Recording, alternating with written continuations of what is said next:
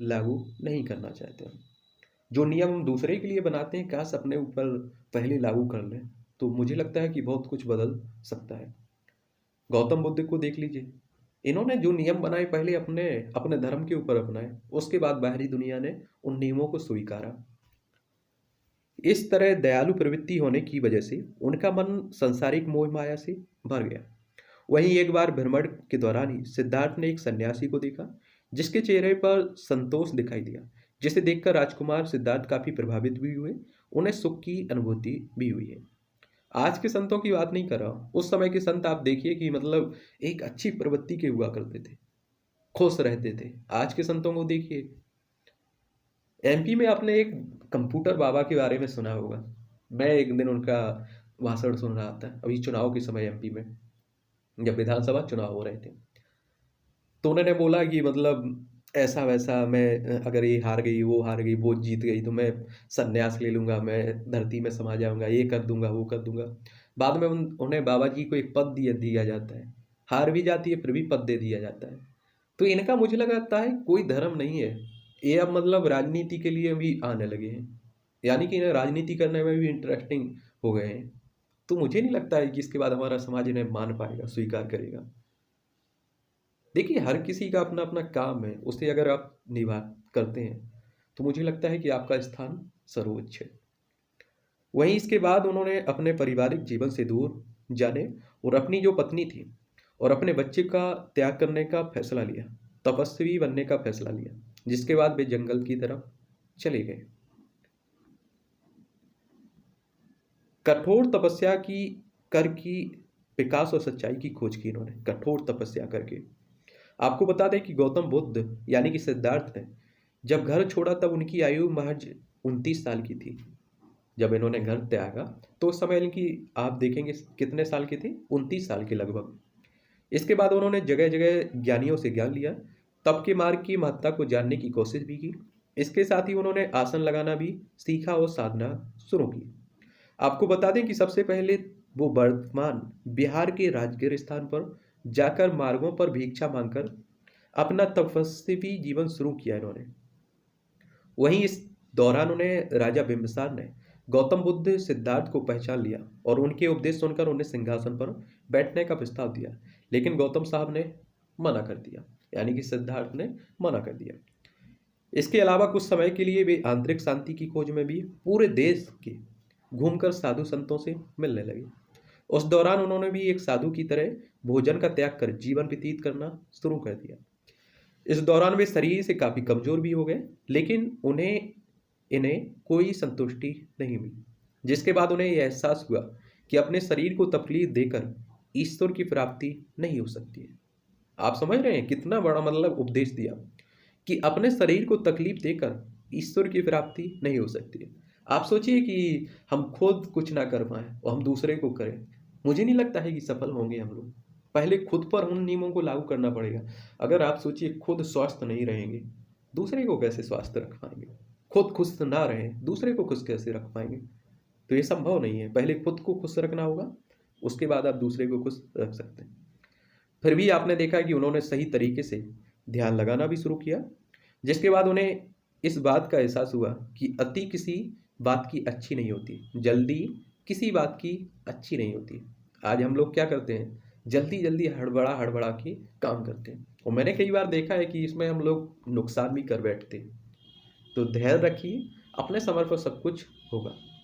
ठीक है, मेहनत करते रहिए। अपने ईश्वर के लिए खुद को कष्ट देना अपराध है। अपने ईश्वर के लिए खुद को कष्ट देना अपराध है। यही नहीं, इस सत्य को जानने के बाद महात्मा गौतम बुद्ध ने तपस्या और व्रत के तरीकों की निंदा भी की। भगवान गौतम बुद्ध को हुए ज्ञान की अगर प्राप्ति की बात करें, यानी कि इन्हें जो ज्ञान प्राप्ति हुई उसकी बात अगर हम करें, तो एक दिन गौतम बुद्ध बोध गया बिहार में पहुंचे। वे उस दिन बहुत थक गए थे। बैसाखी पूर्णिमा का दिन था। वे आराम करने के लिए पीपल के पेड़ के नीचे बैठ गए और ध्यान लगाने लगे। इस दौरान भगवान गौतम बुद्ध ने यह प्रतिज्ञा ली कि जब उनको सत्य की खोज नहीं हो जाती तब तक वो यहाँ से नहीं हिलेंगे। 49 दिनों तक, कितना, 49 दिनों के ध्यान के बाद उन्होंने एक दिव्य रोशनी उनकी ओर आती हुई देखी, यानी कि ज्ञान की प्राप्ति की। आपको बता दें कि गौतम बुद्ध की खोज का नया मोड़ था ये। इस दौरान उन्होंने इसकी खोज की थी कि सत्य हर मनुष्य के साथ है और उसे बाहर से ढूंढना निराधार है। इस घटना के बाद उन्होंने गौतम बुद्ध के नाम से जाना गया। पहले आप जानते हैं कि सिद्धार्थ गौतम के नाम से इन्हें जाना जाता था, लेकिन जब इन्हें ज्ञान प्राप्ति हुई तो इन्हें गौतम बुद्ध के नाम से जानते हैं। ये सामान्य तौर पर आज भी आप देखते हैं कि गौतम बुद्ध ही कहलाते हैं। सिद्धार्थ के नाम से कम ही लोग इन्हें जानते हैं। वही उस वृक्ष को जिसके नीचे इन्हें ज्ञान प्राप्ति हुई उसे बोधि वृक्ष और उस स्थान को बौद्ध कहा गया। इसके बाद इन्होंने पाली भाषा में बौद्ध धर्म का प्रचार प्रसार भी किया। आपको बता दें कि उस समय आम लोगों की भी पाली भाषा थी। और एक बात आप भी जानते हैं कि आप सोचिए कि उत्तर भारत में हमारे हिंदी सब कोई जानता है, और आप कहें कि आप कहीं तमिल भाषा बोलने लगे, तमिल भाषा में यहाँ जो भी काम करवाना है, जो भी आपको जागरूकता फैलानी है, तमिल भाषा में फैलाने लगे, तो आप भी जानते हैं कि आधे से अधिक लोगों को समझ में ही नहीं आएगा। तो आप अपने काम में सक्सेस भी नहीं, यानी कि सफल भी नहीं हो सकते हैं। तो आपको वहाँ की कॉमन भाषा चुननी होगी जो सबको, मतलब सब उसमें आते हो। अभी भी आप देखते हैं कि कई योजनाएं आती हैं तो वो हिंदी भाषा में रहती हैं, क्योंकि हम लोग उत्तर भारत में जो रहते हैं अधिकतर लोग इसमें हिंदी अच्छी जानते हैं। और दक्षिण भारत में आप जाते हैं तो तमिल में वहाँ योजनाओं का नाम दिया जाता है, इसलिए क्योंकि लोगों को समझ में आ जाए।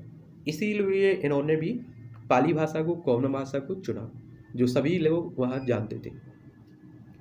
यही वजह थी कि लोगों ने इसे आसानी से अपना लिया, क्योंकि अन्य प्रवर्तक उस दौरान संस्कृत भाषा का इस्तेमाल कर रहे थे, जिसे समझना लोगों के लिए थोड़ा कठिन भी था। इस वजह से भी लोग गौतम बुद्ध और बौद्ध धर्म की तरफ ज़्यादा से ज़्यादा आकर्षित हुए। देखते ही देखते बौद्ध धर्म की लोकप्रियता लोगों के बीच बढ़ती गई। वही इसके बाद भारत में कई अलग अलग प्रदेशों में कई हजार अनुयायी फैल गए, जिसने उनके संघ का गठन भी किया। वहीं इस संघ ने बौद्ध धर्म के उपदेशों को पूरी दुनिया में फैलाया, जिसके बाद बौद्ध धर्म की अनुयायियों की संख्या दिन पर दिन बढ़ती गई। गौतम बुद्ध ने लोगों को सच्चाई के मार्ग पर चलकर सरल मार्ग अपनाने का ज्ञान भी दिया। आपको बता दें कि किसी भी धर्म के लोग बौद्ध धर्म अपना सकते थे, क्योंकि यह सभी जाति धर्मों के लिए से एकदम दूर था। यानी कि कहने का मतलब है कि ये ना तो हिंदुओं के लिए आप कह सकते हैं हिंदुओं का धर्म है, ना आप कह सकते हैं मुस्लिमों का धर्म है। कोई भी हो, कॉमन कोई भी आप व्यक्ति इसे अपना सकता था। आपको बता दें कि गौतम बुद्ध को हिंदू धर्म में भगवान विष्णु का रूप माना गया था, इसलिए इन्हें भगवान बुद्ध कहा जाने लगा। इसके अलावा बौद्ध धर्म की इस्लाम में भी अपनी एक अलग जगह थी। बौद्ध धर्म में अहिंसा, जिसे आप आज भी बात करते रहते हैं, अन्ना हजारे साहब आज भी देखते हैं आप लोग की इस पर बात करते रहते हैं। अहिंसा को अपनाने और सच्चाई के मार्ग पर चलकर सभी मानव जाति, पशु पक्षी को समान प्रेम का दर्जा देने को कहा गया। इसके साथ ही आपको बता दें कि महात्मा बौद्ध के पिता और उनके बेटे राहुल दोनों ने बाद में बौद्ध धर्म अपनाया। यानी कि इनके जो पिता थे और जो बेटे थे, इन दोनों ने बाद में बौद्ध धर्म को अपनाया। गौतम बुद्ध के उपदेशों एवं प्रवचनों का प्रचार प्रसार सबसे ज्यादा किसने करवाया? सम्राट अशोक ने। किसने? सम्राट अशोक ने, क्योंकि सबसे ज्यादा प्रभावित बौद्ध धर्म से कोई हुआ है तो अशोक सम्राट ही। आप लोगों ने देखा है कि हमने बायोग्राफी कवर की हुई है अशोक सम्राट की, उसे जाकर देख सकते हैं आप लोग किस तरह से एक महान, किस तरह से उनकी जिंदगी में बदलाव आता है। आज आप अशोक को जानते हैं तो उसके युद्धों के कारण नहीं जानते, इसलिए जानते हैं क्योंकि उसने बौद्ध धर्म अपनाकर अपने आप में परिवर्तन किया। दरअसल कलिंग युद्ध में हुए नरसंहार से व्यथित होकर सम्राट अशोक का हृदय परिवर्तन हो गया। उन्होंने महात्मा बौद्ध के उपदेशों को अपनाते हुए इन उपदेशों को अभिलेखों द्वारा जन जन तक पहुंचाया। अभिलेख गढ़ने का यही मतलब था कि हजारों साल बाद भी लोग देखें तो जाने इनके, यानी कि बौद्ध धर्म के बारे में, अशोक के बारे में, इसलिए ये अभिलेख लिखे गए थे। यही नहीं, सम्राट अशोक ने विदेशों में भी बौद्ध धर्म के प्रचार में अपना महत्वपूर्ण योगदान भी दिया है। आपने सुना होगा कि अशोक ने श्रीलंका भी अपनी बेटी संघमित्रा और बेटे महेंद्र को भेजा हुआ था प्रचार के लिए। खुद ने भी कई यात्राएं की। ठीक है। गौतम बुद्ध की अगर दी गई शिक्षा की बात करें हम लोग कि इन्होंने क्या कहा, तो गौतम बुद्ध ने तत्कालीन रूढ़ियों और अंधविश्वासों का खंडन कर एक सहज मानव धर्म की स्थापना की। उन्होंने कहा कि जीवन संयम, सत्य, अहिंसा, पाक संयम, सत्य, अहिंसा का पालन करते हुए पवित्र और सरल जीवन व्यतीत करना चाहिए। उन्होंने कर्म भाव ज्ञान के साथ सम्यक की साधना को जोड़ने पर बल दिया, क्योंकि कोई भी अति शांति नहीं दे सकती। इस तरह पीड़ाओं तथा मृत्यु भर से मुक्ति मिल सकती है, और भय मुक्ति एवं शांति को ही उन्होंने निर्वाण यानी कि ज्ञान प्राप्ति कहा। उन्होंने निर्माण का जो मार्ग मानव मत को सुझाया था वह आज भी उतना ही प्रासंगिक है जितना कि आज से 2500 वर्ष पूर्व था।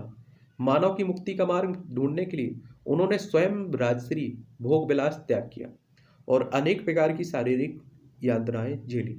आप ही सोचिए, अगर हमारे मन में ज़्यादा, आप सोचिए दुख क्यों है हमारे, इसके बारे में भी तो उन्होंने बताया कि मोह माया।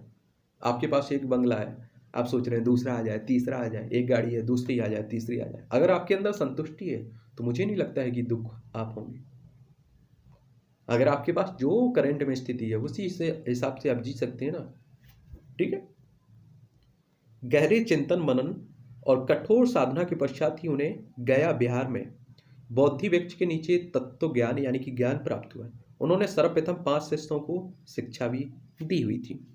क्या किया था? 5 शिष्यों को शिक्षा भी दी हुई थी। ठीक है।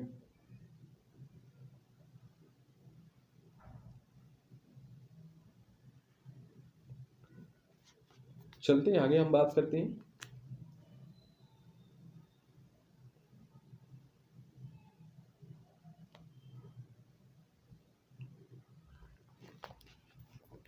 गौतम बुद्ध का परिनिर्माण की अगर बात करें तो आपको बता दें कि 80 साल की आयु में गौतम बुद्ध ने अपने निर्वाण की प्राप्त घोषणा की, और समाधि धारण करने के बाद गौतम बुद्ध के अनुयायियों ने बौद्ध धर्म का जमकर प्रचार प्रसार भी किया। उस दौरान महात्मा बौद्ध द्वारा दिए गए उपदेशों को जन जन तक पहुंचाया, यानी कि हर समाज के तबके तक पहुंचाया, और बड़े स्तर पर लोगों ने बौद्ध धर्म के उपदेशों को भी अपनाया। भारत के अलावा आप देखेंगे चीन, Thailand, Japan, Korea, Mongolia, Burma, Sri Lanka जैसे देशों में बौद्ध धर्म आज भी आपको बड़े, उस समय भी था, आज भी आपको देखने को मिलेगा। ये कहाँ से गया? बौद्ध धर्म हमारे ही देश से इन बाकी देशों में फैला, याद रखिए। बौद्ध धर्म के प्रचार की अगर बात करें हम लोग तो तत्पश्चात अनेक प्रतापी राजा हुए जिन्होंने, जो बौद्ध धर्म के अनुयायी भी बने। उन्होंने भारत के बाहर भी तेजी से बौद्ध धर्म को फैलाया। आज भी बौद्ध धर्म आपका चीन, जापान, कई देशों का प्रधान धर्म भी बना हुआ है। उनके द्वारा बताई गई बातों की स्थानिक लोग बड़ी श्रद्धा से मानते थे। उनकी मृत्यु के बाद भी लोग उनके द्वारा बताए गए रास्ते पर चलते थे, उनकी बातों का पालन भी करते थे। उनकी बातों को कई लोगों ने अपने जीवन में अपनाकर अपना जीवन समृद्ध बनाया। उनकी मृत्यु के 400 साल बाद भी लोग उन्हें भगवान का रूप मानते थे। आज भी आप देखते हैं कि कई देश ऐसे भी हैं कि बौद्ध को भगवान मानते हैं। हमारे यहाँ भी देखते हैं आप लोग, गुरु पूर्णिमा मनाई जाती है। किस लिए मनाई जाती है? इन्हीं की याद में। दुखों से अगर मुक्ति दिलाने के लिए बौद्ध धर्म ने अष्टांगिक मार्ग अपना बताया हुआ था। एक क्या था अष्टांगिक मार्ग, इसे भी देख लीजिए। महात्मा बौद्ध के उपदेश बड़े ही सीधे और सरल हुआ करते थे, यानी कि हर किसी को समझ में आने योग्य इनके उपदेश थे। जो इनके मतलब आप सोचिए विचार थे, वो सबको समझ में आ जाते थे। उन्होंने कहा है कि समस्त संसार दुखों से भरा हुआ है, और यह दुख का कारण इच्छा तृष्णा है। जो मैंने बात की थी ना, इच्छा मतलब हमारी इच्छा बढ़ती जाती है। आज हमारे पास आईफोन नहीं है, ये भी तो दुख का कारण बन चुका है। नहीं है भाई, मेहनत करिए, आगे आ जाएगा। ठीक है। लेकिन दुखी होने से क्या मिलेगा? इसी में आधे लोग दुख बने रहते हैं कि मेरे पास कार नहीं है, मेरे पास बंगला नहीं। इच्छाओं का त्याग कर देने से मनुष्य दुखों से छूट जाता है। उन्होंने लोगों को भी बताया कि सम्यक दृष्टि, सम्यक भाव, सम्यक भाषण, सम्यक व्यवहार, सम्यक निर्वाह, सत्य पालन, सत्य विचार, सत्य ध्यान से मनुष्य की तृष्णा मिट जाती है, वह सुखी रहता है। भगवान बुद्ध के उपदेश आज के समय में भी बहुत प्रासंगिक है। और आज समाज याद याद रखिए बहुत बदल चुका है। आज हम लोग अगर मौत के मुँह में भी जा रहे हैं, बुढ़ापे में मालूम चल गया कि 10 दिन बाद मौत भी है, तब भी मोह माया लगी हुई है। समझ रहे हैं? और मुझे लगता है कि अगर आप सत्य में जीते रहते हैं, आप हकीकत में जीते हैं, तो आपको मौत का कभी डर नहीं लगेगा कि कभी भी मौत आ जाए। आप खुश रहेंगे क्योंकि आपने जितना समय मिला हुआ है आपने उस पर 100% दिया है। इसीलिए तो मैं हमेशा कहता है कि जो भी काम करिए जिंदगी में, मैं ये नहीं कह रहा हूँ पढ़ाई लिखाई की बात कर रहा हूँ, जो भी किसी भी फील्ड में XYZ, वहाँ अपना 100% दीजिए उस काम को। किसी से प्यार कर रहे हैं तो 100% करिए, यानी कि अपनी तरफ से कोई कमी मत छोड़िए। इससे क्या होता है कि जिंदगी में काश शब्द खत्म हो जाता है, और एक काश शब्द ही हमारी जिंदगी में बहुत दुख देता है। तो इसलिए जो भी आप पढ़ाई कर रहे हैं, जिस भी क्षेत्र में आप लोग, उसके बारे में उस क्षेत्र में एक मास्टर बन जाइए आप लोग। ठीक है। महात्मा बुद्ध का जीवन वाकई कई प्रेरणा देने वाला रहा है। जिन्होंने मानवता की मुक्ति का मार्ग ढूंढने के लिए उन्होंने खुद राष्ट्रीय भोग विलास त्याग दिया और कई तरह की शारीरिक परेशानियों का सामना किया। उन्होंने ज्ञान और सत्य की खोज के लिए कठोर साधना भी की, जिसके बाद उन्हें आपने देखा बिहार में बौद्ध वृक्ष के नीचे ज्ञान भी प्राप्त हुआ। आपको एक बात मालूम होगा, आज तो हमें लगता है कि हम लोग करंट में जीते ही नहीं, हम लोग कभी अपने आप से मिलते ही नहीं है। हम जी रहे हैं। मैं कहता हूँ 24 घंटे आपके पास रहते हैं डेली के, एक 5-10 मिनट अपने आप से मिल तो लिया करिएगा। आप क्या कर रहे हैं? देखता हूँ कई लोग एक गिफ्टेड मेरे पिताजी ने दिया। अरे भाई, पिताजी ने तुम्हें तो पूरा साम्राज्य बना कर दे दिया, आपने पिताजी को क्या दिया? कम से कम इस पर भी तो विचार कर सकते हैं। आपके परिवार ने बहुत कुछ आपके लिए दिया, लेकिन आपने अपने परिवार को क्या दिया, इस पर भी तो आप सोच सकते हैं। मुझे लगता है कि शर्म जो चीज होती थी, ये अब किसी समाज के किसी भी व्यक्ति में बची ही नहीं है। पिताजी ने आपको इतना कुछ दे दिया, या किसी भी परिवार के किसी भी मेंबर ने, आपका भी तो कर्तव्य बनता है कि आप भी उसे कुछ उसके बदले उनकी सेवा करें, कुछ उन्हें ऐसा दें कि उन्हें भी गर्व हो कि आप जैसे बेटे को जन्म देकर उन्होंने कोई गलती नहीं की। समझ रहे हैं आप लोग? चलिए खैर, छोड़िए इस बातों को। महात्मा गौतम बुद्ध ने संसारिक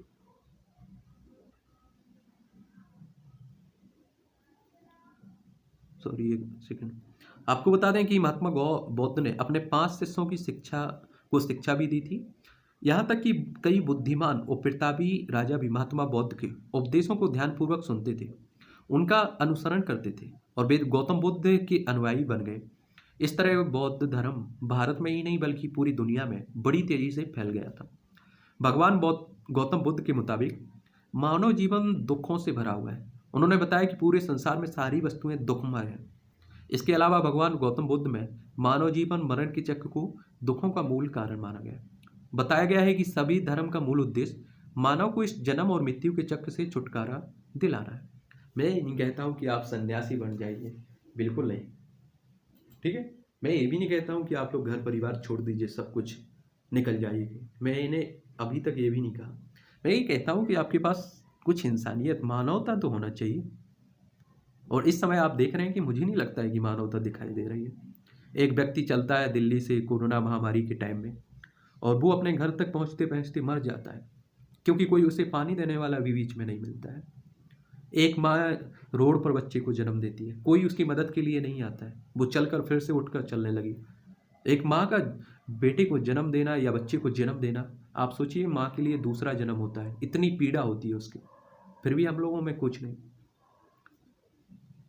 बहुत बुरी हालत हमने देखी है।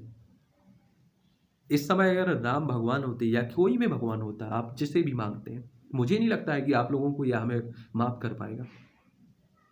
हम अपने आप से झूठ नहीं बोल सकते, कभी भगवान से झूठ नहीं बोल सकते।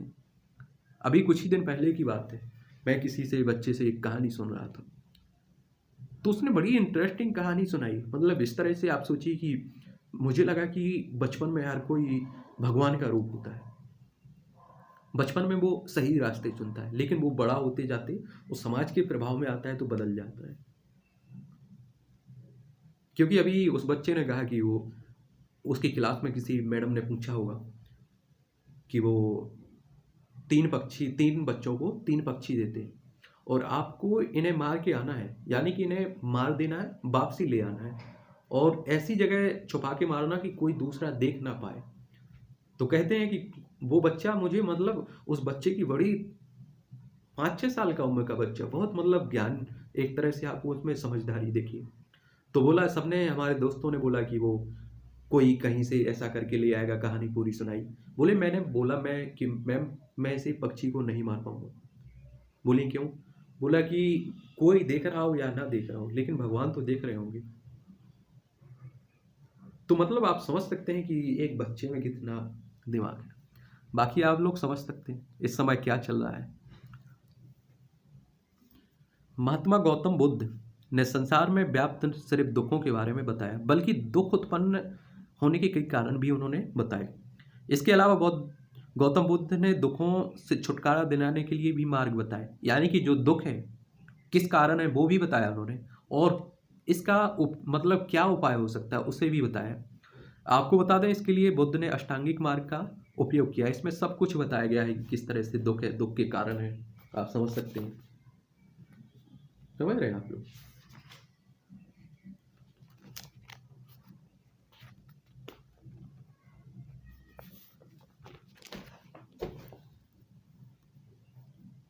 अष्टांगिक मार्ग देख लीजिए आप लोग, क्योंकि आपके मन में बहुत टाइम से शब्द गूंज रहा है, फिर भी क्या मतलब होता है इसका, इसे देख लीजिए। सम्यक दृष्टि, सत्य तथा असत्य को पहचानने की शक्ति। महात्मा बौद्ध के मुताबिक जो भी शख्स दुखों से मुक्ति चाहना चाहता है उसे उसमें सत्य और असत्य को पहचानने की शक्ति होनी चाहिए। सम्यक संकल्प, इच्छा एवं हिंसा रहित, यानी कि आपकी इच्छा एवं हिंसा रहित मतलब अहिंसा का रास्ता। महात्मा बौद्ध के मुताबिक जो लोग दुखों से मुक्ति पाना चाहते हैं उन्हें ऐसे संकल्प लेने चाहिए कि हिंसा रहित हो और उनकी इच्छा प्रबल हो। सम्यक वाणी, सत्य एवं मृदु वाणी। दुखों से निजात पाने के लिए महात्मा बौद्ध ने सम्यक वाणी का भी वर्णन किया है। बुद्ध की माने तो सत्य और मधुर बोलने से इंसान को सुख की अनुभूति होती है और दुख उसके पास भी नहीं भटकता है। याद रखिए, मैं कहता हूँ कि हमेशा ऐसे शब्द निकालिए अपने मुंह से कि उसके लिए आपको पछताना ना पड़े दोबारा कभी। ठीक है, हो सकता है कि आपके वो लास्ट शब्द हों किसी के लिए, लेकिन आप अपने शब्दों से कभी दुख ना हो। ठीक है, फिर आप देखेंगे सम्यक कर्म, सत्कर्म, दान, दया, सदाचार, अहिंसा इत्यादि। दया करुणा का भाव रखना और दान पुण्य और अच्छे कर्मों से भी मनुष्य दुखों से दूर रहता है। आप सोचिए, मैंने तो कभी नहीं बोलता हूँ कि आप पूरा घर किसी को दान दे दीजिए, अपना पूरा पैसा साम्राज्य पूरा दान दे दीजिए, लेकिन ऐसा भी तो कर सकते हैं कि अगर हम देखते हैं अपने परिवार में अपने बच्चों को, दीपावली के टाइम पर आपने देखा है कि हमारे बच्चे आज 2500 से 5000 तक की पटाखे लगा देते हैं आग। तो इसमें हम लोग अगर 2500 या 5000 के अपने बच्चों को खरीद के दे रहे हैं, तो 100 रुपये की अगर किसी गरीब के बच्चे को दिला देंगे तो क्या बिगड़ जाएगा? आपकी वजह से कम उसके चेहरे पर खुशी तो आएगी। आप 50,000 कमा रहे हैं, उसमें से 10 रुपये अगर दान कर देते हैं, दान का मतलब मेरा ये कभी नहीं रहा है कि आप जाके मंदिर में पुजारी पाठ करने वालों को दे दीजिए। मैं कभी इसमें ना भरोसा करता हूँ और मैं आपको मना नहीं करूँगा, आप दीजिए आपकी जो भी, लेकिन मैं कहता हूँ कि बाहर जो भी आपको कहीं गरीब दिख रहा है, भूखा दिख रहा है, उसे खिला दीजिए उस पैसे का, कम से कम वो हक में लगेगा। मुझे नहीं लगता है कि आप दंड जो दान देंगे वो हक में लगेगा। तो ये भी कर सकते हैं आप लोग, और इतना तो आप लोग कर सकते हैं कि दीपावली हो या फिर आप होली का टाइम हो, कोई भी त्यौहार हो बड़ा, तो आप अगर 50,000 की शॉपिंग कर रहे हैं तो एक 2-4 हज़ार रुपये की बस्ती वालों में, अगर कहीं आपके पास है इस तरह की बस्ती बसी हुई है गरीबों की, तो आप वहाँ जाकर कर सकते हैं, इसमें कोई बड़ी बात नहीं है। आप देखिए कभी इस तरह का काम करिए, उसके बाद देखिए कि कितनी मतलब आनंद मिलेगा, कितनी उन लोगों के चेहरे पर खुशी होगी। शायद मुझे लगता है कि हम अपने बच्चे पर अगर 50,000 या पूरी ज़िंदगी खर्च कर दें तो शायद बच्चा हमें उतना वो नहीं देगा खुशी, लेकिन सामने वाले आप देखिए कितना 10 रुपये में भी वो आपके भक्त बन जाएंगे।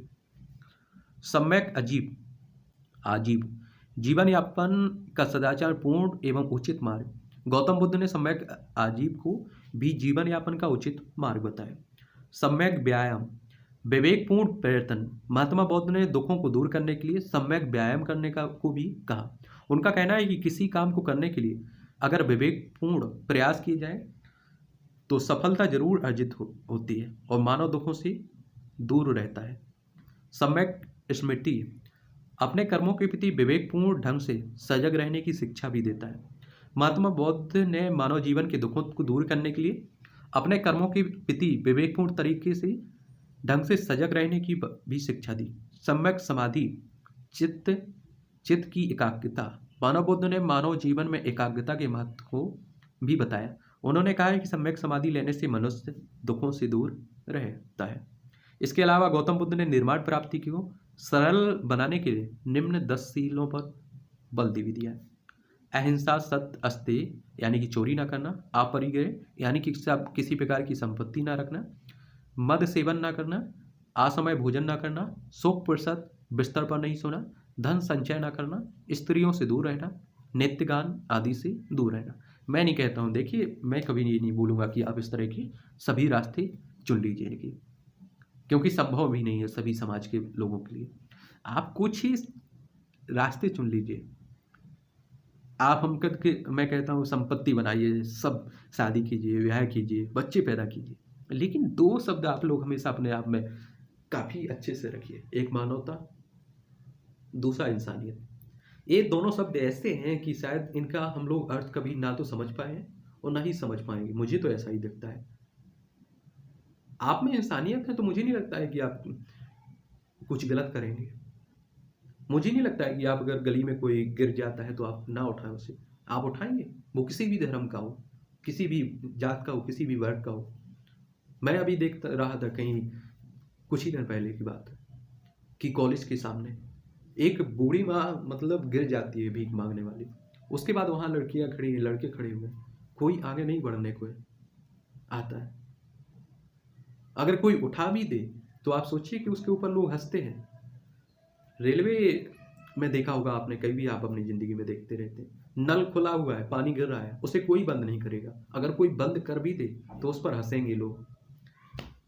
तो खैर छोड़िए, ये आपकी महानता है। हो सकता है कि ऐसा करके आप ना बंद करके, ना किसी की मदद करके 250 साल जी जाएंगे, 200 साल, 500 साल, क्या उखाड़ लेंगे।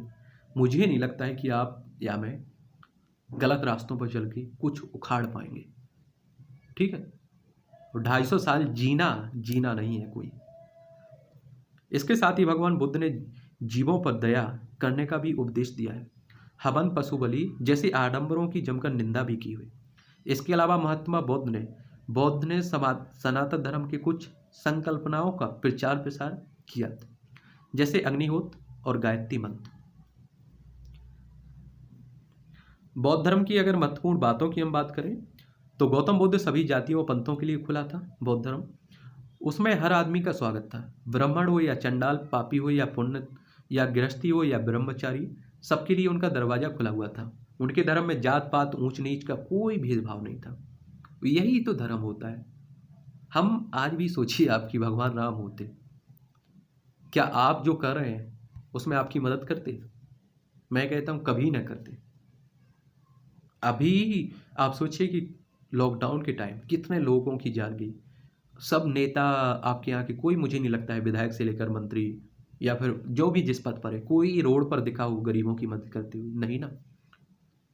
मुझे नहीं लगता है कि भगवान होते इस समय तो वो घर में बैठकर चुपके से बैठकर एक तमाशा देख रहे होते, कभी नहीं।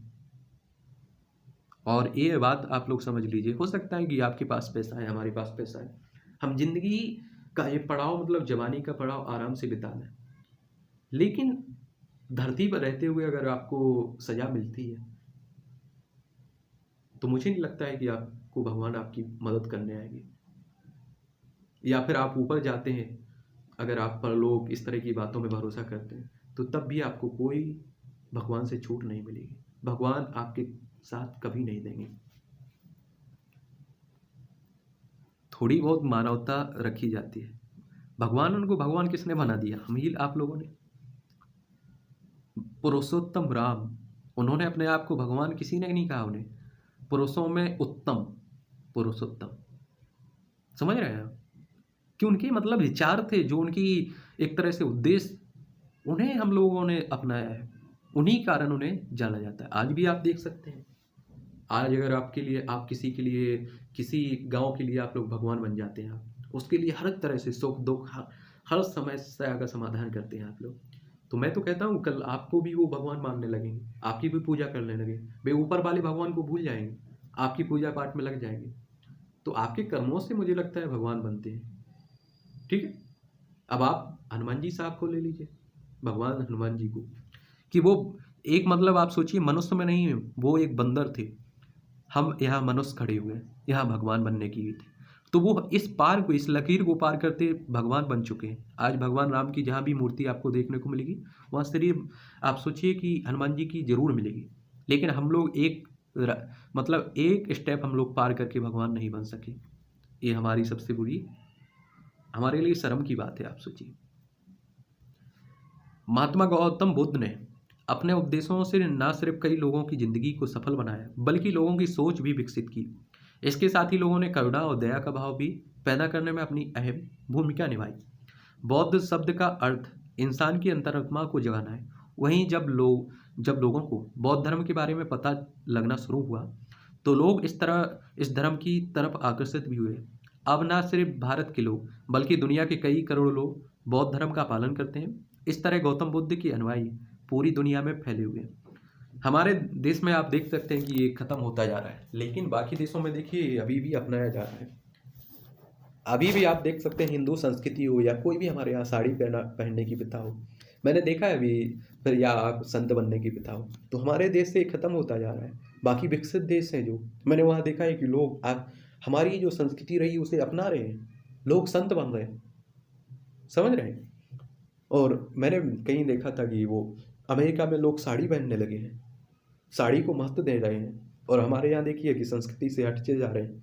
अमेरिका में मैंने सुना था कि कोई संत प्रवृत्ति के भी लोग बनते जा रहे हैं, और हमारे यहाँ देखिए, खैर अलग बात है वो। एक भी आप सुनते रहते हैं बुद्ध पूर्णिमा या गौतम बुद्ध की जयंती।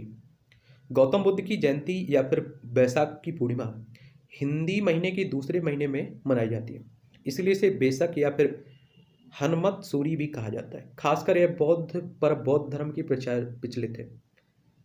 बौद्ध धर्म में आस्था रखने वाले लोग बुद्ध पूर्णिमा को बड़ी धूमधाम से भी मनाते हैं, क्योंकि उनका एक प्रमुख त्यौहार भी रहा है। आपको बता दें कि बुद्ध पूर्णिमा के ही दिन गौतम बुद्ध का जन्म भी हुआ। इसी दिन इन्हें ज्ञान प्राप्ति हुई, और इसी दिन इनका यानी कि निर्धन हुआ, यानी कि महानिर्माण हुआ।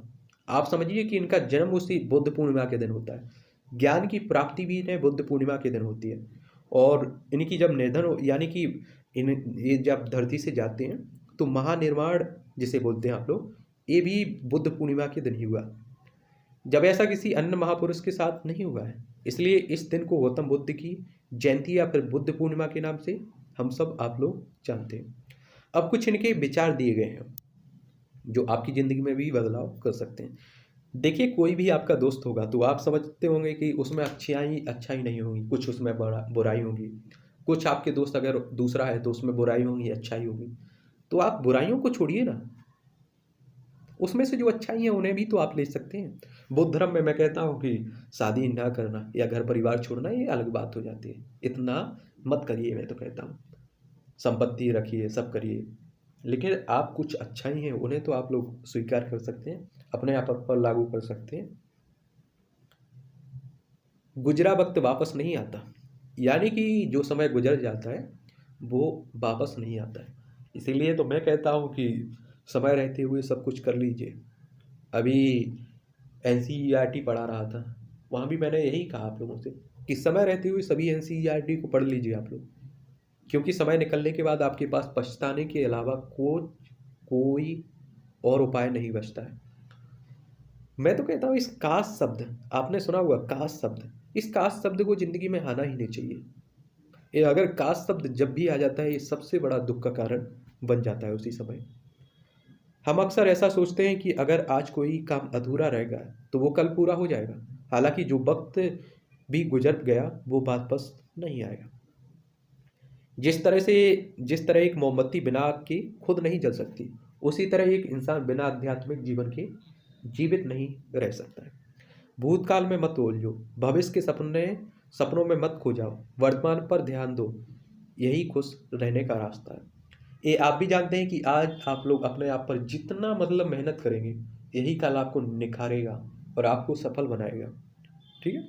सत्य के मार्ग पर चलते हुए व्यक्ति केवल दो ही गलतियां कर सकता है, या तो पूरा रास्ता ना तय करना, या फिर शुरुआत ही ना करना। यही दो सबसे बात है। और जो पूरा रास्ता तय कर ले वो हमेशा याद रखा जाता है। समझ रहे हैं? कई लोग होते हैं कि आप अगर सिविल सर्विस की तैयारी कर रहे हैं, या किसी भी स्टेट पीसीएस की तैयारी, या किसी भी एग्जाम की तैयारी कर रहे हैं, एक लोग होते हैं जो सोचते हैं और बैठे रह जाते हैं, वो सोचते ही रहते हैं। एक वो लोग होते हैं जो काम करते हैं लेकिन पूरा नहीं करते हैं। और एक वो लोग होते हैं जो काम शुरू भी करते हैं और एंड तक उसे अंजाम भी देते हैं। और आप जानते हैं कि यही लोग सफल होते हैं। हर इंसान को यह अधिकार है कि वह अपनी दुनिया की खोज स्वयं करे, हर दिन की अहमियत समझे। इंसान हर दिन एक नया जन्म लेता है और हर दिन एक नए मकसद को पूरा करने के लिए, इसलिए एक दिन की अहमियत समझें। यानी कि हर सेकंड की, मैं तो कहता हूँ हर मिनट की अहमियत समझिए। आप लोग समझिए, समझ रहे हैं? गुजरा वक्त वापस नहीं आता। हम अक्सर ऐसा सोचते हैं कि अगर कोई काम अधूरा रह गया, इसके बारे में पहले भी बात कर चुका हूँ। खुशी हमारे दिमाग में होती है। खुशी पैसे से खरीदी गई चीज़ों से नहीं, बल्कि खुशी इस बात में है कि हम कैसा महसूस करते हैं, कैसा व्यवहार करते हैं और दूसरे के व्यवहार का कैसा जवाब देते हैं। इसलिए असली खुशी हमारे मस्तिष्क में है। और सबसे बड़ी आपकी संतुष्टि ही आपकी खुशी देती है आपको। मैंने कई बार आपको पिक्चर्स भी शेयर की हुई है कि एक बच्चा रोड पर कुछ बेचता है, मतलब ऐसा कोई भी वस्तु बेचता है, वो इतना खुश दिखता है हंसता हुआ। कई आपने देखा है सब्जी बेच रहे हैं, वो भी खुश रहे, और हम घर में बैठे हुए हैं, एसी हर तरह की सुविधा है, फिर भी हम खुश नहीं रह रहे। तो मुझे लगता है संतुष्टि रखना जरूरी है। आकाश में पूर्व और पश्चिम का कोई भेद नहीं है। लोग अपने मन में भेदभाव को जन्म देते हैं और फिर यह सच है कि सच है ऐसा विश्वास करते हैं। आप हमेशा सोचिए, आप सोचिए कोई हमारा मित्र गरीब है या नहीं है, हमारी बस्ती में कोई रह रहा है, हम उस पर घमंड करें, हम उससे मतलब उससे भेदभाव करें, क्या उखाड़ लेंगे? ऐसा तो है नहीं कि वो आप भूख से मर जाएगा या आप अपनी महानता कोई हासिल कर लेंगे, नहीं ना। देखिए, मुझे नहीं लगता है कि हम घमंड में जीकर या इस तरह के भेदभाव करके किसी को कुछ ना समझें कुछ पा लेंगे। मैंने बताया आप लोगों को हमेशा कि किसी दूसरा व्यक्ति अगर आप पर भरोसा कर रहा है, आपको 100% दे रहा है, आपके रिश्ते को बनाने के लिए 100% आप पर खर्च कर रहा है, तो आपका कर्तव्य तो बनता है कि उसमें 10% तो उसे वापसी करिए। ठीक है? क्योंकि मैंने देखा है ऐसे लोगों को जो सब कुछ पा चुके हैं, सक्सेस है हर तरह से, वो भी आज अपने आप में संतुष्ट नहीं है, रोते हैं बैठ के। क्योंकि आप दूसरे को खुशी देंगे तभी मुझे लगता है आप खुश रह पाएंगे। अगर आपकी वजह से किसी दूसरे की आंखों में आंसू आते हैं, दूसरा पीछे जाता है या पिछड़ता है किसी भी चीज़ में, तो आप खुद को माफ़ कर सकते हैं। हो सकता है कि आपके बारे में मैं ज़्यादा नहीं जानता हूँ, लेकिन भगवान आपको कभी माफ़ नहीं करेंगे। ठीक है? तो अच्छी चीज़ों के बारे में सोचें। हम वही बनते हैं जो हम सोचते हैं, इसलिए सकारात्मक बातें सोचें और खुश रहें। कहा जाता है कि अगर 24 घंटा में एक दिन आप 24 घंटे खुश रहते हैं, तो आप दुगनी तिगनी शक्ति से काम करने सकते हैं और आपकी दिमागी क्षमता भी बढ़ जाती है। इसलिए हमेशा सकारात्मक सोचें और खुश रहें। आप अगर आपने सुना भी होगा कि अगर आप कोई काम कर रहे हैं, उसमें आपका दिमाग में आ जाता है कि काश हम इस काम में हार जाते हैं, असफल हो जाते हैं, तो कहते हैं कि जिस वक्त आपके दिमाग में ये विचार आता है, उसी वक्त आप लोग हार जाते हैं। तो इस तरह के जो भी होगा, आप अपना 100% दीजिए, किसी भी काम कर रहे हैं, जो भी परिणाम मिलेगा उसे स्वीकारिए। ठीक है? जिस तरह से लापरवाह करने पर घास जैसी नरम चीज की धार भी हाथ को घायल कर सकती है, उसी तरह से धर्म की असली स्वरूप को पहचानने में हुई गलती आपको नरक के दरवाजे पर पहुंचा सकती है। कभी कभी हमने देखा होगा कि घास आप लोग ने देखी होगी कि बरसात के टाइम में लग जाती है, कभी कभी उसमें हम लोग हाथ से पकड़ते हैं तो हमारा हाथ कट जाता है, इतनी धार होती है। तो उसी की बात की जा रही है। तो धर्म को, जिस भी धर्म में आप रह रहे हो, उससे पहचानिए, उसमें जो है उसे जानिए आप लोग। ये धर्म कभी नहीं करता है कि दूसरे के धर्म को गिराइए, दूसरे को गाली दीजिए, या फिर आप सोशल मीडिया पर किसी के बारे में उल्टा सीधा बोलिए। ठीक है? आपको ही, अगर आप सामने वाले की इज्जत करते हैं तो मुझे लगता है वो भी आपकी इज्जत करेगा, सम्मान करेगा। स्वाभाविक सी बात है। इस तरह ईर्ष्या और नफरत की आग में जलते हुए इस संसार में खुशी और हंसी कैसे स्थायी हो सकती है? अगर आप अंधेरे में डूबे हुए हैं तो आप रोशनी की तलाश क्यों नहीं करते? ये भी अच्छी बात है। जिस व्यक्ति का मन शांत होता है, जो व्यक्ति बोलते और अपना काम करते समय शांत रहता है, वह वही व्यक्ति होता है जिसने सच को हासिल कर लिया, जो दुख तकलीफों से मुक्त हो चुका होता है। इसे बात आप लोग भी जानते होंगे कि मुझे लगता है कि पता है, हम लोग कोई भी काम कर रहे हैं तो वह हम लोग बड़ा चका कर दिखाते हैं। कई बच्चों ने आपने सवाल भी किए हुए थे कि मैं सोचता रहता हूँ, मेरा दिमाग कुछ ना कुछ चलता रहता है। आप, मुझे लगता है, हकीकत में नहीं जीते। जब हम फटीचर स्थिति में जी रहे हो, अब स्टूडेंट हैं, हमारी औकात कुछ नहीं है। हो सकता है कि कल अगर माँ बाप पैसे ना दें तो हम सुबह का खाना भी नहीं खा सकते हैं। समझिए, पूरी तरह से डिपेंड। तो इसमें आप क्या उखाड़ सकते हैं? इसमें एक ही काम करिए ना, आप लोग पढ़िए, अपना ध्यान पूरा पढ़ाई पे लगाइए, बाकी की चीज़ों को हटाइए। समझ रहे हैं? बाकी की चीज़ों को उस समय सोचिए जब आप उस पोजीशन पर पहुंच जाए। यह मनुष्य का अपना मन, ना कि उसका शत्रु जो उसे रे मार्ग पर ले जाए। जीभ एक तेज चाकू की तरह बिना खून निकाले ही मार देता है। आपकी जीभ, जो यानी कि बोलने की बात की जा रही है, हजारों दिए को एक ही दिए से बिना उसके प्रकाश को कम किए जलाया जा सकता है। खुशी बांटने से खुशी